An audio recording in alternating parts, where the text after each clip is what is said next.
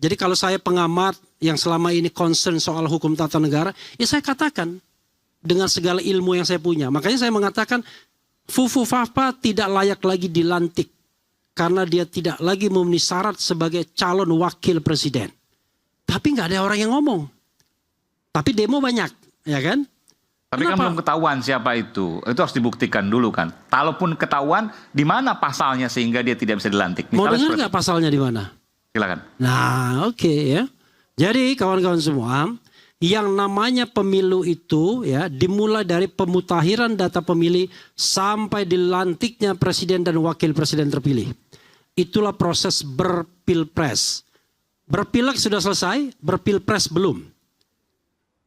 Syarat untuk menjadi calon presiden dan wakil presiden adalah soal minimal pendidikan ijazahnya SMA, ya kan? Yang kedua, mampu secara rohani untuk menjadi presiden atau wakil presiden. Jasmani juga. Yang ketiga, tidak pernah melakukan perbuatan tercela. Bila mana syarat ini kemudian tidak lagi terpenuhi sebelum dia dilantik, maka sah hukumnya dia tidak dilantik karena secara material dia tidak lagi memenuhi syarat. Contohnya misalnya, anggota legislatif ketika dipecat partainya walaupun dia terpilih, besok mau dilantik, nggak bisa dilantik. Karena satu persyaratan yaitu anggota partai politik tidak terpenuhi lagi. Banyak kan beberapa anggota partai politik yang nggak bisa dilantik. Nah pertanyaannya adalah, kita mulai dengan Fufu Fapa. Apakah itu perbuatan tercela? Pertama, apakah Gibran atau bukan? Kalau kita berpegang pada Roy Suryo, 99,9% itu adalah Gibran Raka Buming Raka. Dan kalau kita dengar bocor alus Tempo, Fufu Fafanya nggak ngaku, tetapi adiknya ngaku.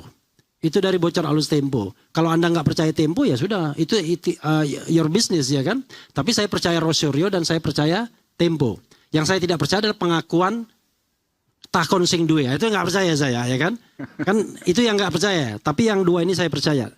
Nah, orang mengatakan wah itu kan 5-10 tahun yang lalu perbuatan tercela. Tidak. Saya katakan perbuatan tercelanya itu hari ini. Current. 5-10 tahun yang lalu itu jejak yang tidak bisa dihilangkan. Itu sebagai sebuah catatan. Tapi currentnya itu yang kemudian menyebabkan dia tidak lagi qualified karena melakukan perbuatan tercela. Apa itu? Satu. Dia menghapus 1.200 postingan. Berarti dia mengupayakan untuk menghilangkan jejak. Itu perbuatan tercela. Sebagai calon wakil presiden terpilih, dia tidak bertanggung jawab atas apa yang pernah dia tuliskan. Makanya dia hilangkan. Siapa yang menghapuskan belum tentu dia. Dia itu siapa? Maksudnya Gibran gitu. Begini, kita ini jangan agak bodoh-bodoh juga ya kan.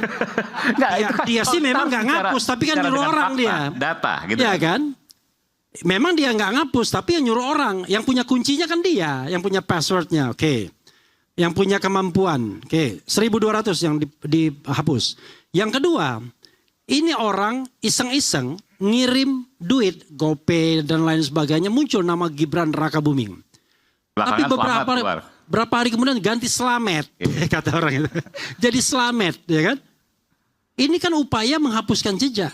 Dan Anda mengubah data perbankan loh. Nggak boleh itu. Itu perbuatan tercela kalau mengubah data perbankan.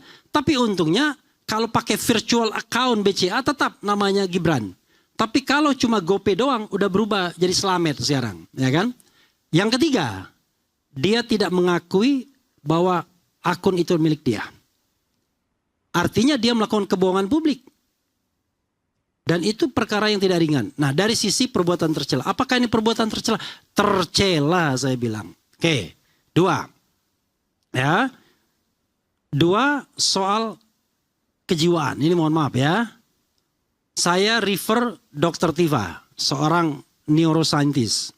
Dia mengatakan, bahkan 4 hal dia mengatakan yang kadang-kadang saya bikin terhenyak ketika saya datangkan di podcast saya. Dia menyebutkan 4 hal. Skizofrenia, kemudian obsessive compulsiveness, kemudian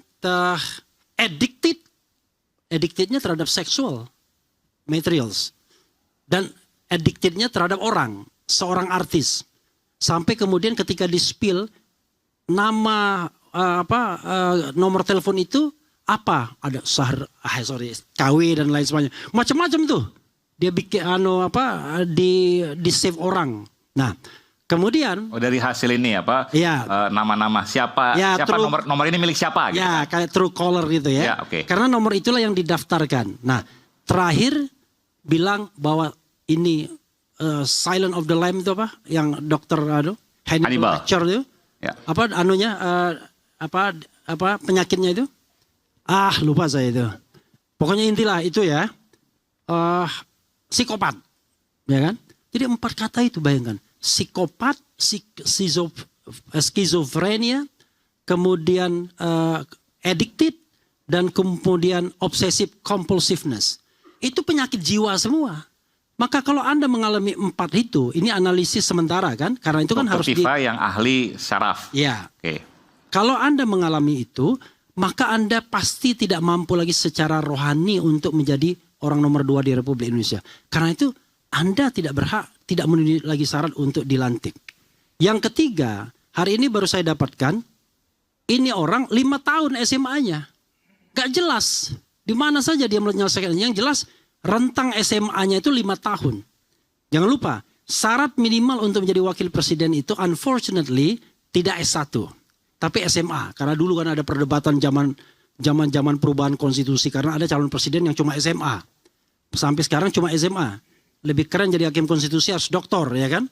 Atau menjadi anggota KPU harus S1 misalnya. Nah, untuk menjadi presiden dan wakil presiden cukup SMA. Tapi ini SMA-nya saja nggak jelas juga. 5 tahun dia menyelesaikan SMA itu. Nggak jelas. Ada yang katanya di Solo, ada yang katanya di Singapura, ada yang katanya di Melbourne, Australia. Awal-awal dipersepsikan bahwa itu S2. Boro-boro S2, S1 pun bukan ternyata. Selama 3 tahun tersebut. Nah, kita menghadapi problem seperti ini, tapi orang kan nggak ngomong. Makanya saya katakan, clear. Dari sisi hukum tata negaranya, ini tidak lagi qualify, tidak lagi memenuhi syarat untuk dilantik. Perkara kemudian, kubu sana kemudian mau mendorongnya ke pinggir jurang melalui sidang MPR pelantikan tersebut.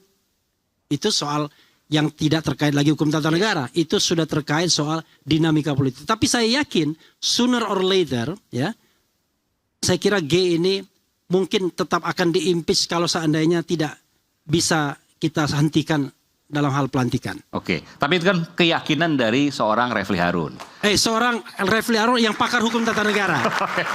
Yang pakar hukum tata negara.